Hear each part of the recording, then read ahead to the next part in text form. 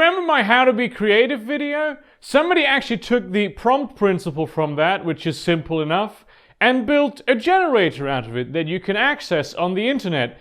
And it is precisely as simple as I would have hoped it would be. You can find a link to it in the doobly-doo. Today, we're going back to discussing RPG classes, specifically the ones what have magic, but also what have combat ability. So as per usual in this series, here's your triple disclaimer. These classes are completely system agnostic. I will not be taking into consideration the mechanics of your calculus simulator of choice. This is all just my opinion, how I see these things. If you have a differing opinion and if you see these things differently, do leave it in the comments, but really don't feel pressured to change your opinion, because there's really no wrong way of playing RPGs so long as you're having fun. And most importantly, please leave your historical conceptions at the door. That's not too important for this particular episode. All of this is just for play in secondary worlds primarily. All of the names that I use are just empty mouth noises to describe things. And also, do stick around to the end for a little bit of subversion, and let's just jump into it. And the first thing we're going to talk about today is spellswords. A spellsword is someone who is primarily a fighter that uses weapons, but also has access to magic. And you know, it obviously needn't be a sword. You could be a spell axe, a spell khopesh, even a spell musket, if your particular setting has that kind of technology. There's a spectrum of spellswords, really. On one end, you have the flashcaster, which is basically just a traditional fighter with a lot of weapon skill and finesse, who will just occasionally in combat instantly blast spells at you that just work like this, especially in situations where they're cornered or where this would give them a definitive advantage. This, of course, does come with several prerequisites. They need to be a magic user capable of casting these spells in such a short instance, and really casting spells on the spot in a way that is more reflexive than anything else without really much in the way of preparation needs to even be possible in the setting in the first place. If every spell requires massive preparation and even a long casting time to pull off, you're not going to be able to just shoot lightning bolts on a whim in the middle of combat while this huge axe is thundering down upon you. On the other end of the spectrum, you have the enchanter, who is of course also a master swordsman, but can get away with not being an inherent magic user. They spend time every day preparing spells that they will be able to cast, whether that be infusing their magical equipment with mana, or doing alchemy that'll help them, preparing spells that then maybe can be cast in a flash, as opposed to the flashcaster, who could just be like a magical savant and do things. The enchanter really needs to understand a lot about magic. They have to have a certain degree of academic knowledge on the subjects as to what magic they might use and as to what magic their opponents might use, which puts them in an excellent position to work as a witch hunter. I mean, yes, you could just send paladins to hunt down rogue magic users. They usually have access to some kind of divine magic themselves, but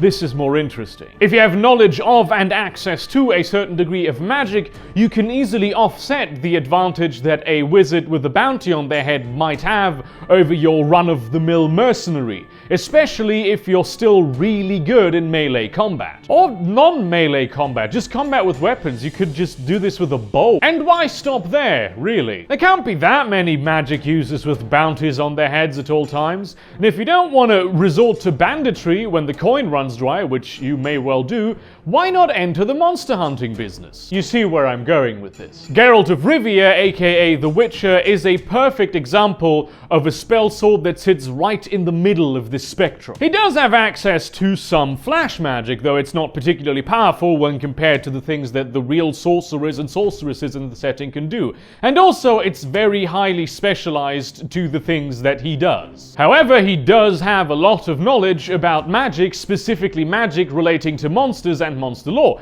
He uses enchanted weapons to fight them and also sometimes humans. Alchemy is something that is heavily used by witches, primarily before combat, but sometimes also in combat, and it works very well in conjunction with the mutations that they have, which often are also of magical origin, and really a cool concept. And though it's a lot less flashy, the magic a spellsword uses needn't always be offensive. Maybe they're sort of really good at just creating shield shield type spells. Or maybe the armor that they wear is the only thing about them that's enchanted. Maybe they use magic to augment their own natural abilities, like being faster, having quicker reflexes, having super strength, or in true Witcher fashion, being able to see in the dark. Also, to make this clear, spell swords do not need to be lone wolves. If the setting allows for this, a king might have a specialized force of elite soldiers who are all spell swords. They use a standardized list of spells, and they use these and these weapons, and they are famed throughout the kingdom. Of course, for your particular RPG needs, these might come in more handy as sort of thematically linked enemies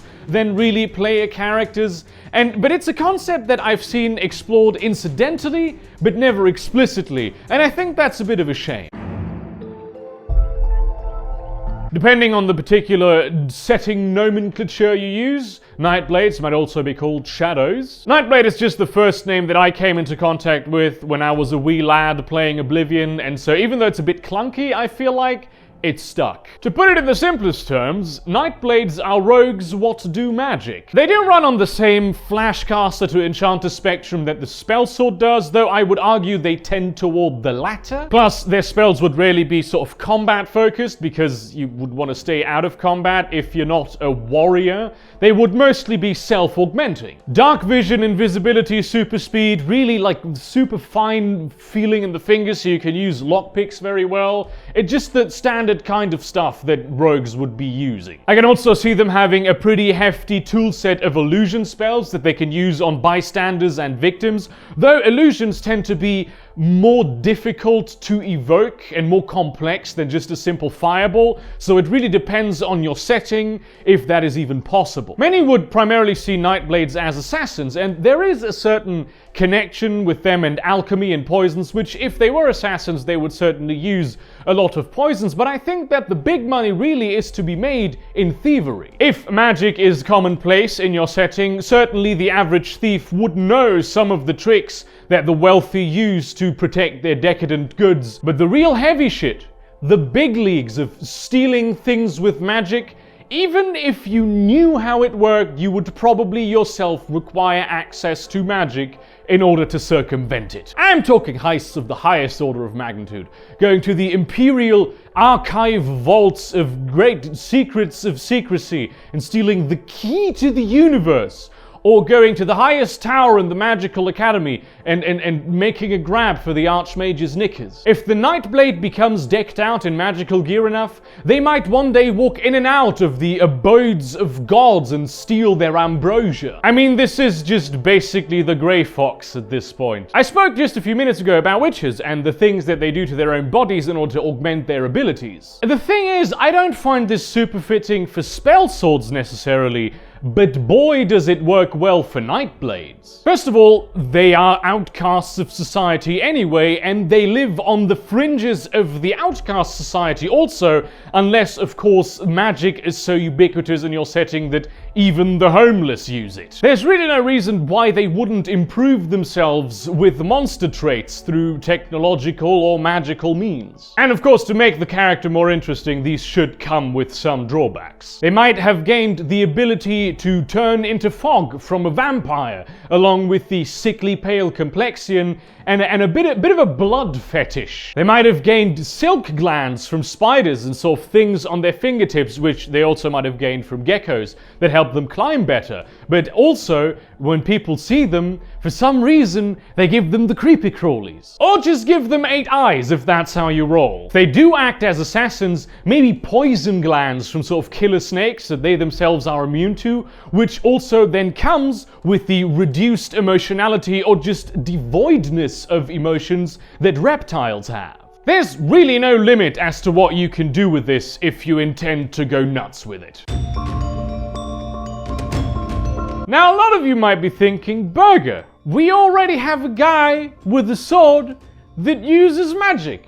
What new spin could the Battlemage possibly add to this? Well, quite a bit, because while a spellsword is guy with sword who also uses magic, a battle mage is guy with magic who also uses sword. I mean, yeah, it is obviously just a difference in degrees, but there is a lot of nuance that can be pulled from this. Though they can hold their own in a melee combat situation, battle mages will usually at least seek medium distance from their opponents. I mean, I am a huge fan of like the battle mage with the heavy armor and the mace that shoots lightning bolts. It's like the second Elder Scrolls character I play every time. But you could go the other way and make the battle mage into someone who is not at all good with weapons. They probably have a very good understanding of tactics, what to do in a combat situation, how to keep their cool, but their primary and really only weapon is their magic, which is honed specifically to the task at hand. Which war mage, pretty much a synonymous term, really, isn't it? Though to me personally it implies something more grandiose than just being involved in a skirmish.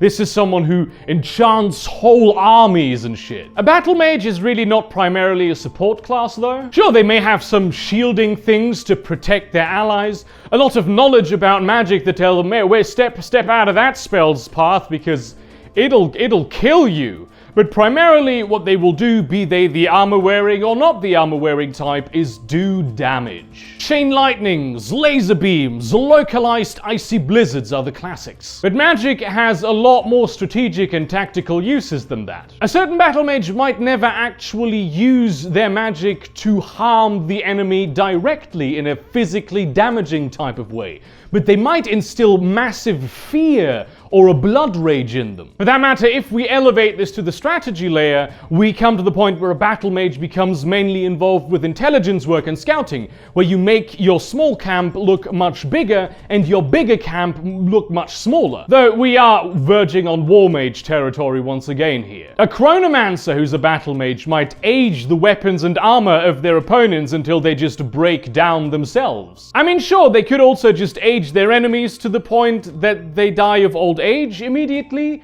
but the thing is, those are people too, and especially if you're involved in a grand strategic campaign, not doing horrible shit like that will make the people you conquer a lot happier. If instead you really want to play a heavily armored battle mage that goes right into the fray, there is a wealth of options for you. Many settings have spells that allow you to essentially summon armor and weapons instantly, which is super advantageous because outside of combat and possibly even in combat, you are not burdened by having to carry around all that heavy equipment, and you're a lot more adaptable because not every weapon is good for every situation.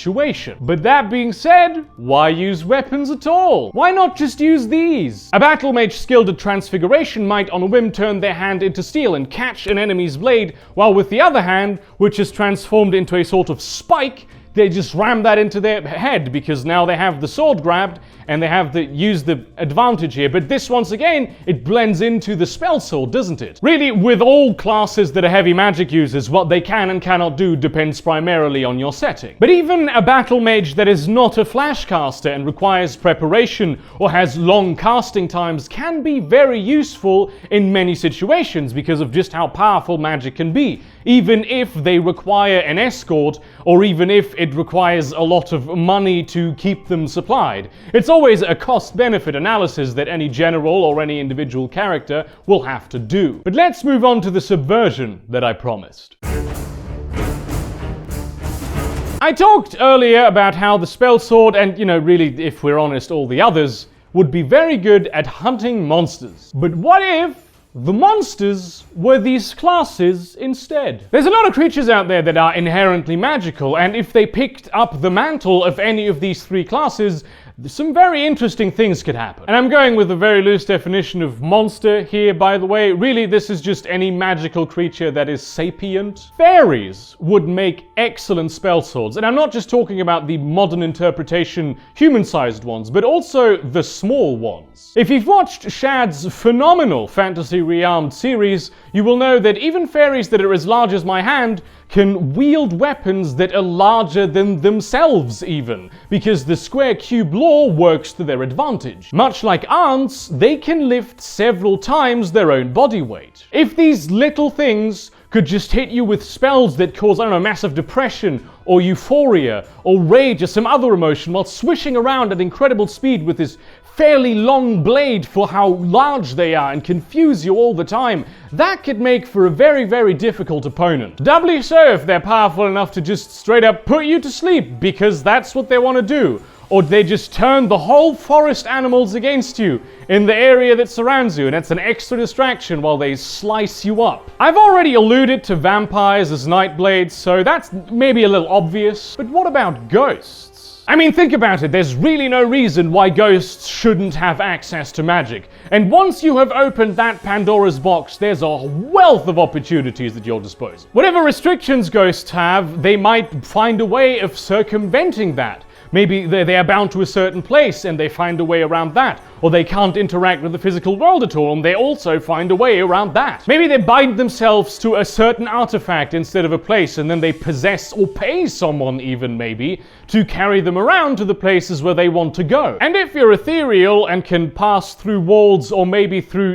underneath doors, a whole lot of places become a lot easier to get into. Add to this some void magic so you can go into the vault and you can take the gold and store it in a pocket universe, then go out as ethereal again, not having to carry out the gold through the solid door, and just open the pocket universe somewhere else and get the gold out, and voila! This is how you make a nigh unstoppable thief. Battlemages can be a little more difficult to appropriately monsterify, but have you considered elementals? Yes, I do realize that in most settings elementals are not sapient at all, but what if in this setting they are? Or maybe this one's an exception? Or maybe this is sort of possessed by a different soul or whatever. You could become a lot more thematic in the kit that your battle mage has. If it's an earth elemental that works for the king and hurls rocks at the king's enemies instead of just lashing out. And because of the way that elementals are built, they might also be extremely good in a melee combat situation because after all, most weapons are not designed to cut flame. If you go really deep with them being proper mages with actual knowledge about magic and being able to alter themselves, they might change their appearance to look more human in order to fit in better with the peers around them.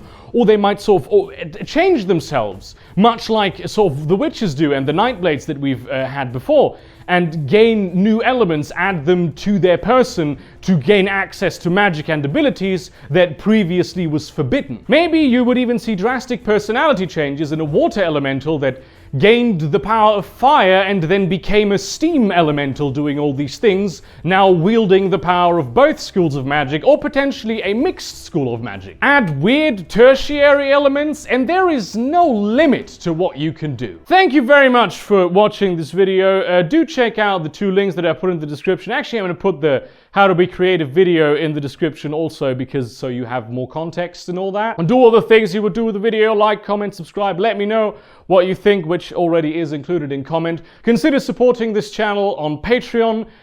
Follow me on Twitter. Also, I have merch. Every time I look at this, I am still dumbfounded by the fact that I actually have merch and people buy it. In that spirit, don't be so orthodox on your RPG classes. Play whatever you want.